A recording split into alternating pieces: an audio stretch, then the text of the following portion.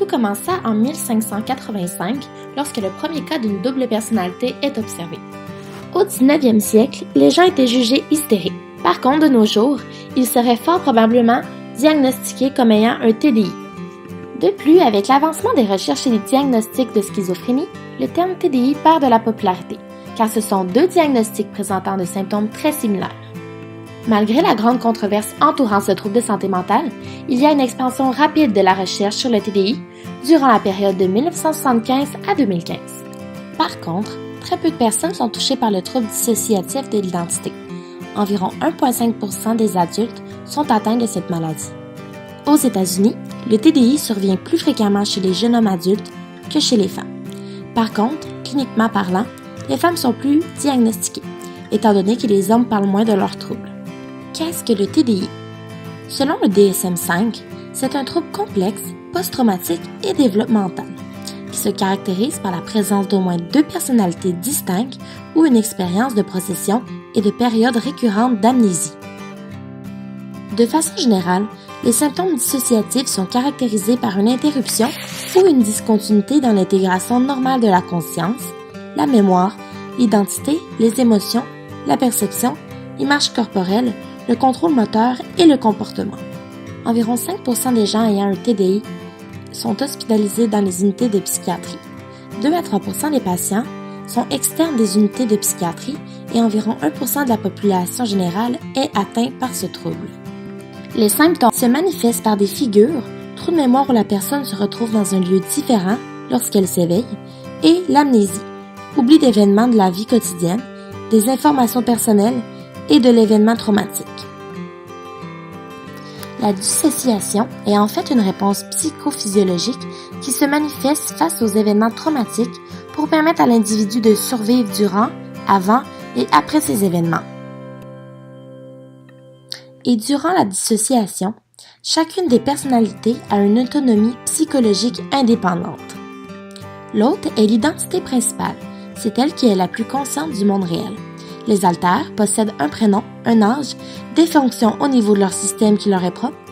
Il y a deux types d'alters, soit les alters post-traumatiques, qui sont des jeunes ou des adolescents, soit les alters fonctionnels, qui peuvent prendre le rôle de la mère, du mâle, ils peuvent être sadiques, agressifs ou encore obsessionnels. Il y a un désaccord actuel de la communauté scientifique sur le statut du TDI, à savoir s'il a un statut scientifique ou non. La controverse sur l'étiologie est présente depuis 1990 et est encore non résolue. En effet, les deux approches au cœur du débat par rapport à l'étiologie sont le modèle post-traumatique, PTM, et le modèle socio-cognitif, SCM. Le PTM veut que le TDI soit une réaction à un trauma inescapable. La plupart des cas, il y a un abus excessif et répété durant l'enfance, ce qui cause le TDI. La personne se crée une autre identité pour éviter les situations traumatiques qui sont majoritairement sexuelles ou physiques et c'est cette deuxième identité qui subit les traumas à la place de la première. Ainsi, on parle de PTM lorsque la dissociation continue même après la fin de la situation d'abus, mais sans que la première identité en ait conscience. Tant qu'à lui, le SCM veut que parfois des personnes agissent inconsciemment comme s'il avait plusieurs personnalités, mais en réaction aux différents rôles culturels exigés par la société. Dans ce cas, devenir une autre personne selon les besoins de la culture est différent de jouer un rôle de façon consciente. Selon le SCM, la personnalité dominante ressortirait selon les règles dominantes dans la culture dans laquelle la personne se trouve. De plus, des traumatismes précoces, sévères et répétés pourraient être en cause du TDI. C'est les traumatismes d'agression physique et sexuelle qui sont fréquents dans les cas de TDI. Il y a aussi des cas de négligence, donc un manque de protection, d'apaisement et de soutien. Cela peut faire en sorte que le trauma se reproduit au fil du temps. Souvent, avant l'âge de 5 ans, la personne va dédoubler sa conscience de façon involontaire pour lui permettre de fonctionner dans la vie de tous les jours. L'alter, ainsi créé, subira les attaques tandis que l'autre n'en aura pas conscience. Saviez-vous que selon le DSM-5, 90% des enfants qui développent un TDI aux États-Unis, au Canada et en Europe ont été victimes de négligence ou d'abus à l'enfance? Eh oui! Désormais, concentrons-nous sur le point de vue neurologique, de ce trouble de santé mentale.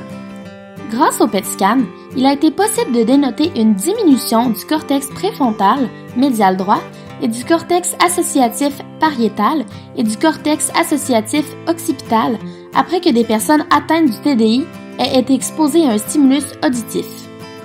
L'amygdale et le cortex préfrontal médial sont tous deux impliqués dans l'intégration des émotions. L'amygdale est responsable de reconnaître les émotions et elle a également un rôle de survie face aux événements stressants. Le rôle du cortex préfrontal médial, quant à lui, est d'inhiber l'amygdale et de moduler l'activité des cortex associatifs pariétal et occipital en fonction des stimuli.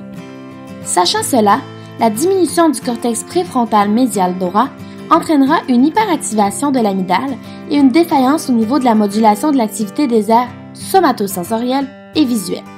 Cela aura pour conséquence d'augmenter de manière excessive la vigilance de la personne et également de faire en sorte que cette dernière soit détachée émotionnellement de la situation, d'où le phénomène de dissociation. Pour les critères diagnostiques, il est possible de les retrouver dans le manuel DSM-5. Passons directement à la présentation clinique. Tout d'abord, avec les signes et symptômes. Dans de nombreux cas, les personnes touchées par le TDI peuvent aussi présenter d'autres troubles, tels que le trouble de l'humeur, de l'anxiété, troubles d'alimentation, troubles somatiques, troubles d'abus de substances, épisodes de psychose et idées suicidaires. Dans de nombreux cas, le client semble absent, donne des réponses vagues ou essaie de cacher sa confusion lorsqu'on lui mentionne ses absences. Parfois, nous pouvons observer de micro-changements laissant voir les transitions, tels un regard qui change, des paupières qui tressaillent, de l'endormissement et autres. Durant les transitions, il y a un phénomène de déréalisation ou de dépersonnalisation qui signifie avoir l'impression de sortir de son propre corps. La dissociation de personnalité consiste en une arrivée et une disparition spontanée de pensées, images, sons, humeurs et sensations corporelles. La personne peut entendre des voix dans sa tête qui lui dictent quoi faire. Le nombre de voix et le sexe de la voix peut changer d'une personne à l'autre. L'âge de la voix est aussi une caractéristique qui peut changer selon les personnalités. Souvent, les discours vont porter sur des termes différents et les voix vont provenir souvent de l'intérieur. Il va y avoir des conversations normales avec des échanges entre les personnalités. De plus, lors d'une transition de personnalité, il peut y avoir apparition de talents, artistiques ou bien linguistiques ou autres, qui sont méconnus par la personne jusqu'à ce jour. La personne peut se sentir interpellée lorsque quelqu'un l'appelle par un autre prénom. Elle peut avoir des comportements inhabituels, qui ne durent pas très longtemps, dans lesquels la personne ne se reconnaît pas ou se sent inconfortable, comme par exemple des comportements agressifs, sexuels ou même de destruction. Finalement, lorsque la personne est en pleine fragmentation, celle-ci peut devenir suicidaire ou même homicidaire et très violente. Ceci pourrait être dû en réponse à l'abus dans l'enfance. Passons maintenant aux prédispositions. Les causes sont encore non définies pour le moment. Par exemple, il y a une tendance de prédisposition dans les cas de TDI, ainsi que des éléments déclencheurs. Pour 90% des cas de TDI, les patients ont été victimes d'abus dans leur enfance.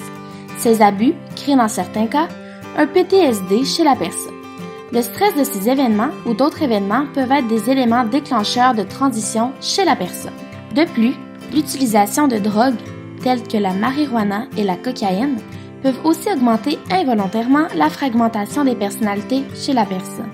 Cette fragmentation, où les alter-ego font surface, fait partie des phénomènes psychologiques les plus involontaires. Aussi, lorsque la personne est déjà en dissociation de personnalité, elle est plus prédisposée à devenir violente ou de devenir plus différente de sa personnalité de base si elle est en confrontation individuelle. De plus, les drogues, les traumatismes d'un bas âge ainsi que les éléments très stressants seraient des facteurs pouvant déclencher un TDI. Pour terminer, passons à la thérapie. Pour les approches thérapeutiques, il est plus approprié de traiter tous les troubles reliés au trauma complexe avec des étapes séquentielles. Premièrement, il faut établir la sécurité, la stabilisation et la réduction des symptômes. Deuxièmement, il faut confronter, travailler et intégrer le ou les souvenirs traumatiques. Et troisièmement, il faut intégrer les différentes personnalités et réhabiliter la personne. Pour terminer, voici les différentes thérapies possibles pour le TDI. Tout d'abord, il y a la thérapie cognitive.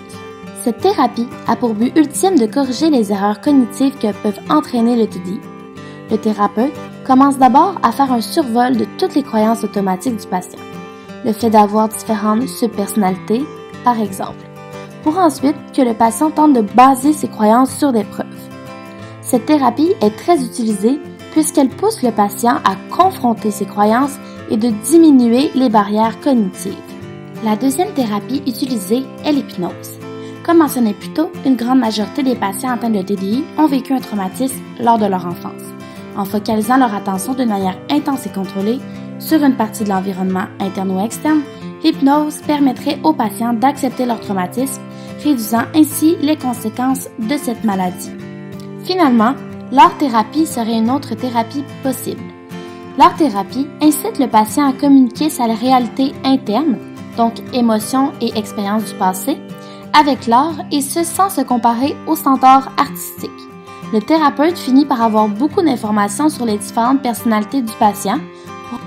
Pour conclure, comme mentionné plus tôt, 90% des enfants qui développent un TDI ont été victimes de négligence ou d'un abus à l'enfance. Ainsi, il serait pertinent de mettre beaucoup d'énergie en ce qui a trait à la prévention.